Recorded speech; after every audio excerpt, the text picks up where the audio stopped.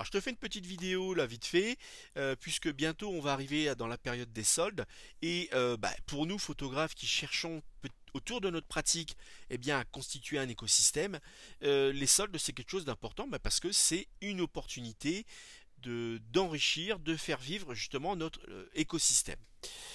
Alors pour ma part, j'en ai fait une véritable stratégie, c'est-à-dire que moi, par exemple, lorsque j'ai besoin d'acquérir du matériel, en général, bien sûr, je regarde ce qui se fait actuellement. Admettons, tiens, je vais prendre un exemple. J'ai besoin de m'acheter une imprimante dédiée photo, grand format, donc admettons A3+. Eh bien, je vais regarder dans les marques phares ce qui se fait, hein, par exemple Canon, Epson, souvent, je regarde le modèle d'avant. C'est-à-dire que lié souvent à... Puisque les marques, pour exister, elles ont besoin d'une actualité. Donc pour avoir une actualité, il faut qu'elles proposent régulièrement de nouveaux modèles. Mais souvent, les nouveaux modèles, pas toujours, hein, mais bien souvent, n'ont pas une évolution technologique significative par rapport au modèle précédent, le modèle juste avant.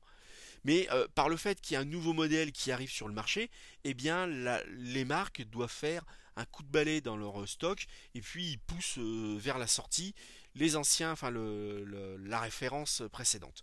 Par exemple, là, Canon vient de sortir un boîtier amateur expert avec un capteur APS-C. Bon bah qui est très bien bien sûr, hein, mais le modèle précédent, qui était très bien aussi, faudrait que je regarde d'ailleurs, mais je suis sûr qu'il va être discounté très significativement. Et en plus lié à la période de solde, je pense que ça peut être une très très bonne opportunité de le toucher à un prix ultra compétitif. Et en plus avec garantie, hein, puisque donc tu l'achètes en magasin, bien sûr il y aura une garantie.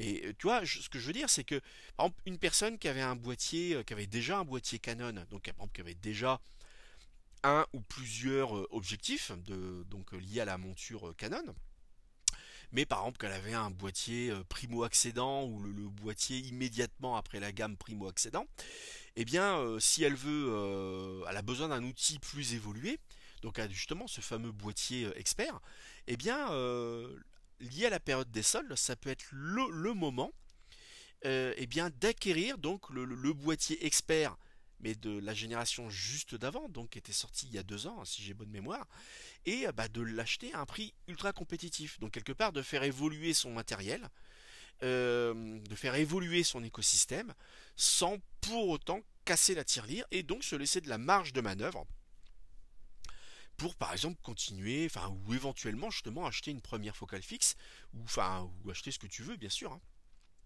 Mais voilà, ça me semble très pertinent.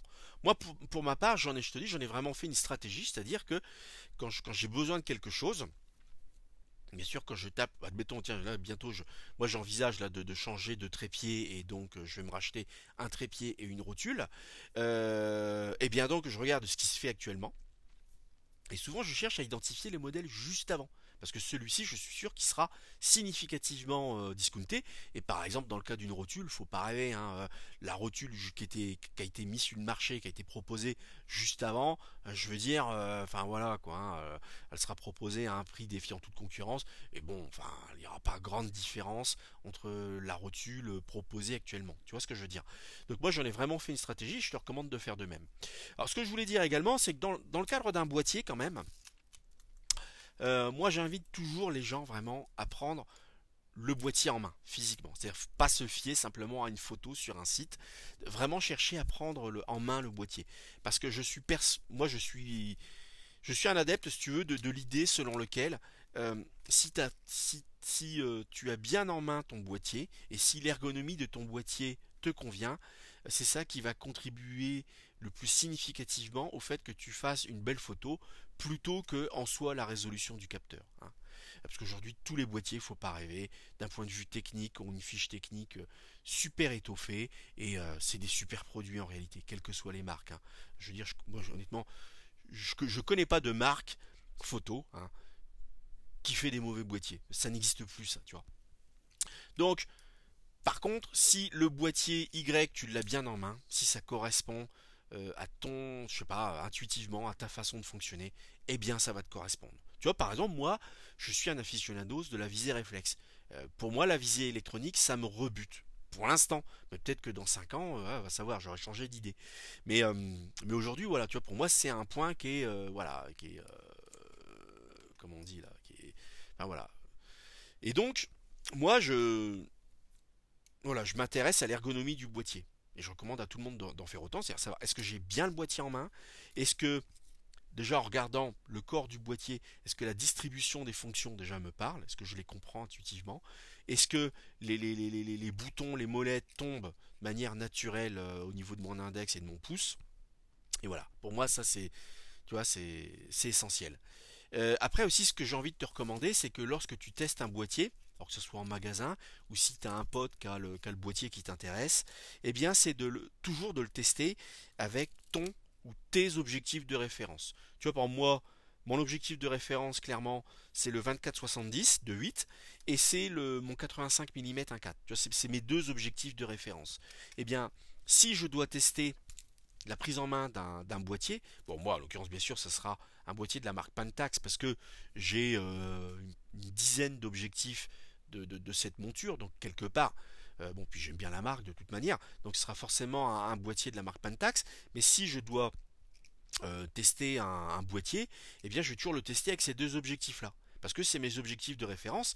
Et pourquoi je dis ça? Mais parce que de prendre en main un boîtier seul, ça te renseigne pas vraiment, pas suffisamment sur l'appréhension de l'objet. Parce que bien sûr, un boîtier, c'est fait pour fonctionner avec un objectif, hein, un ou plusieurs objectifs bien sûr. Et donc la répartition du poids, et donc ça va influer sur la prise en main, va être déterminée bien sûr par ce fameux couple objectif boîtier. Et donc c'est pour ça qu'il faut toujours tester, et donc si possible avec tes objectifs de référence à toi. Voilà. C'est vraiment les conseils que je pourrais te donner concernant l'achat d'un boîtier, hein. L'autre petite chose que je peux dire également, bon, on fera ce que tu veux, c'est quand même d'essayer d'acheter en boutique photo, boutique spécialisée. Pourquoi? Bah parce que nous, c'est notre intérêt à nous, photographes, que ce soit amateurs ou professionnels, de faire vivre cette chaîne. Pas par charité, mais parce qu'on en a besoin. On a besoin d'avoir à proximité de chez nous une boutique avec des gens qualifiés, passionnés, qui sauront t'orienter, te conseiller. Tu as besoin d'une boutique à côté de chez toi pour pouvoir faire des tirages. Tu as besoin d'une boutique à côté de chez toi, bah évidemment pour acheter du matériel. Tu as besoin d'une boutique à côté de chez toi, pour louer du matériel, pourquoi pas, pour le tester. Tu as besoin d'une boutique à côté de chez toi pour déposer ton matériel en service après-vente, tu vois, et ainsi de suite. Donc tu vois, c'est notre intérêt à nous de faire vivre cette chaîne-là. D'acheter dans bon, admettons à Carrefour, à Darty, tout ça c'est bien joli, tu vois. Je veux dire, moi j'ai rien contre ces magasins-là, je veux dire, hein, mais enfin, bien sûr, il peut y avoir l'attrait du prix, hein, qui est un argument, bien sûr. Mais quelque part, ça nous rapporte rien. Par contre, qu'à côté de chez toi, t'aies un studio photo, une boutique photo, c'est plus ton intérêt, si tu veux, sur le moyen et long terme. Et contrairement à ce qu'on pense, en réalité, quand tu es client dans une boutique photo, c'est-à-dire quand tu achètes plusieurs fois et régulièrement, eh bien, en réalité, les prix ne seront pas beaucoup plus chers, voire pas plus cher que à Carrefour, tu vois, par exemple, contrairement à ce qu'on pense, hein. Je te le dis, moi, pour avoir travaillé dans une boutique photo. Donc voilà, bon, je te dis, t'en fais ce que t'en veux, mais je voulais quand même témoigner de ça parce que ça me semble quand même important. Bah écoute, si toi tu détectes des bonnes occasions, bah n'hésite pas à partager ça en commentaire, hein, on sait jamais. Moi sur ma page Facebook, ça m'est déjà arrivé des fois de voir des super promotions. Bah, je me souviens, c'était il y a 1 an ou 2 là, à Leclerc où je fais mes courses justement. Tu vois, malgré tout, tu vois. Bah, j'avais vu à l'époque c'était un 60D, alors ils bradaient ça à, oh, je crois que c'était 300 € je crois. Bah, je trouvais ça super intéressant. En plus, il le proposait avec un couple, avec un objectif intéressant. Je sais même pas s'il n'y avait pas un grip en plus. Enfin voilà, c'était une offre imbattable, hyper intéressante. Et moi, le 60D, pour avoir travaillé avec, je sais que c'est un super boîtier. Et donc voilà, j'avais partagé ça sur Facebook. Et d'ailleurs, il y avait même des gens qui avaient réagi. Enfin voilà. Donc, bah écoute, voilà. Bah écoute, j'espère que tu vas faire de bonnes occasions à l'occasion des soldes. Et puis, bah encore une fois, n'hésite pas à faire part de ton retour, hein. N'hésite pas à réagir par rapport à la vidéo que je viens de faire. Bah écoute, à l'intendant, il faut se concentrer sur l'essentiel, c'est-à-dire faire de la photo, expérimenter, aller de l'avant, se planter, recommencer, continuer, etc. Et nous, on se dit à dans une prochaine vidéo. Allez, salut, à bientôt.